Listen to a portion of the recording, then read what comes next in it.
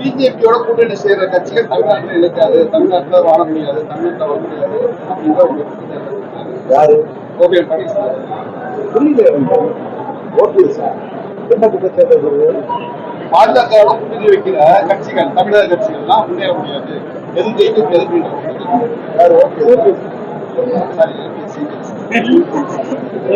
அப்ப நாங்களே எல்லாரும் ஒன்னா நினைக்கிறோம், நீங்க நினைக்கிறீங்க நீங்க எல்லாரும் ஒன்னா இவரு அவரு ஒன்னா என்ன நீங்க கேட்ட ஓபிஎஸ் சொல்லுவாரு நிறைய கேளுங்க. அப்பதான் அது ரெக்கார்ட் ஆகும். பாஜக கூட்டணி அப்படிங்கிற ஒரு அதிமுக அவர் அந்த முடிவுல இருக்காரு. ஓகே சொல்லியிருக்கோம் அப்படின்னு சொல்லிருக்காங்க. உங்களுடைய நிலைப்பாடு என்ன சார்? இன்னொரு கேள்வி இவரு கேட்டாரு, நல்ல கேள்வி. இபிஎஸ் சொல்றாரா? இபிஎஸ் 4.5 வருஷம் ஆட்சி யாரோட பாதுகாப்பு நடந்துச்சுன்னு உங்களுக்கு தெரியும். அவரோட பதவியில முதலமைச்சராக்கிறவங்களுக்கு துரோகம்.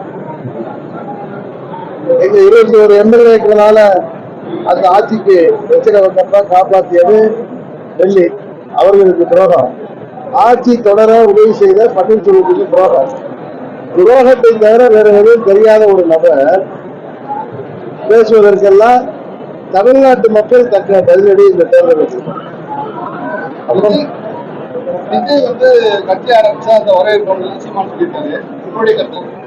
அதாவது ஜனநாயக நாட்டுல யாரு வேணாலும் கட்சி ஆரம்பிக்கிறது உரிமை இருக்கு. அது மாதிரி இந்த விஜய் ஆரம்பிக்கிறது அந்த கட்சியோட அவர்கள் தேர்தல் போட்டியிட்டால் அதற்கான அதை ஏற்றுக் கொள்வதும் கொள்ளாததும் தமிழ்நாட்டு மக்கள் தான். இன்னொரு அரசியல் கட்சியாக நான் அதை பற்றி பயிற்சி சொல்வது நாகரிகமாக.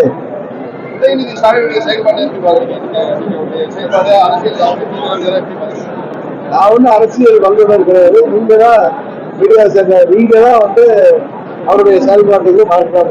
நீங்க அரசியல்வாதி, அரசியல்ல நீங்க பயணிச்சு வர இந்த காலத்துல உதயநிதி ஒரு பிரச்சனை காப்பறாரு அப்படின்ற ஒரு குற்றச்சாட்டு நீங்க உதயநிதிக்கு சனாதனம் பத்தி பேசுறாருல்ல, அது அவங்க அரசியல் குழப்பம் நடந்ததுன்னா அது மாதிரி பேச்சு ஆகலாம்.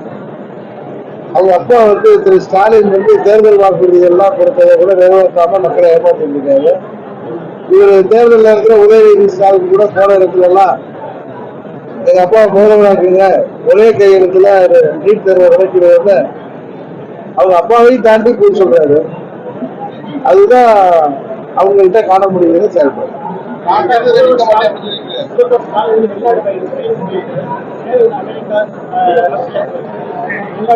வெளிநாட்டுக்கு போனது விஷயம் செல்வதை பற்றி ஒன்றும் கருத்து வேறுபாடு இல்லை.